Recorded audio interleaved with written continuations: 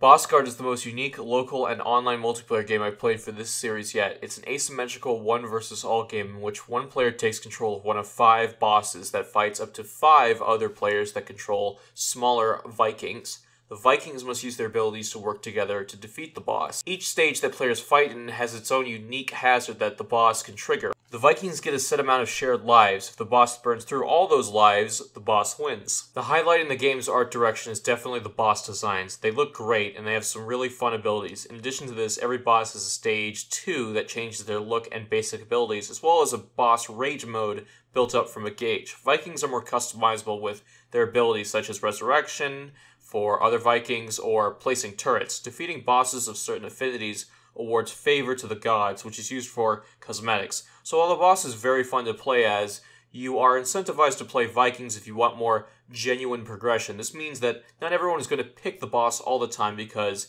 it's the most fun, and it's not like playing Vikings isn't fun either. It's actually really exhilarating. All of them are equipped with a dodge, and they got some jumps on them.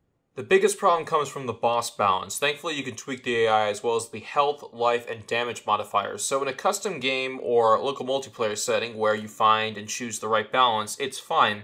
But the defaults for the game, the ones most online lobbies are going to run for their first time, even if you have AI at max difficulty, favor the boss all the time. If you're playing boss AI versus humans, you can probably get away with 2 players being human, but if the boss is being controlled by a player, you're looking at 3 to 4 Viking players minimum to even have a chance. This is because the AI for the Vikings isn't great. They dodge plenty on the hardest difficulty, but they don't seem to utilize their abilities, like resurrecting allies, very well, so it's better to put them in damage roles.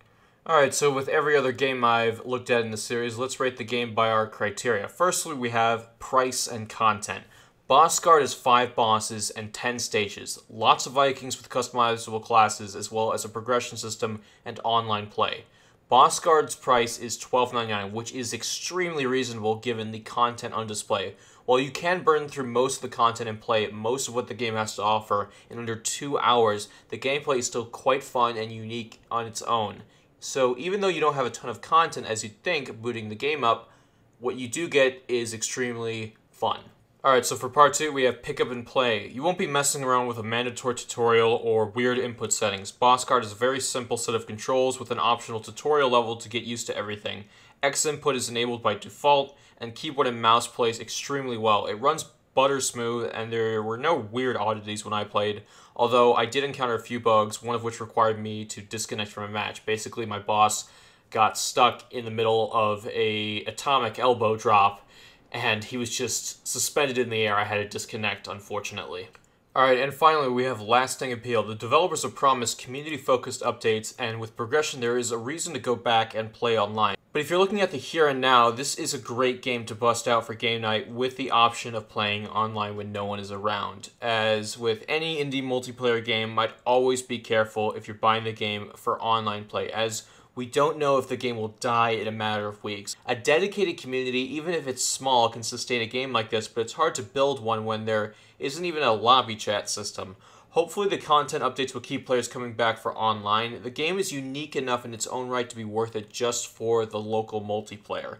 It's simple, it doesn't have a ton of content, but it's very fun and different. It's a great game. I really enjoy playing as the bosses, and the Vikings are fun enough on their own.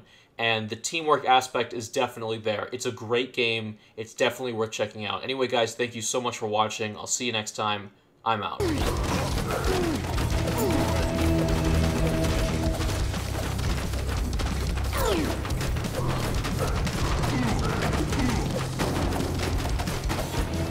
Silence,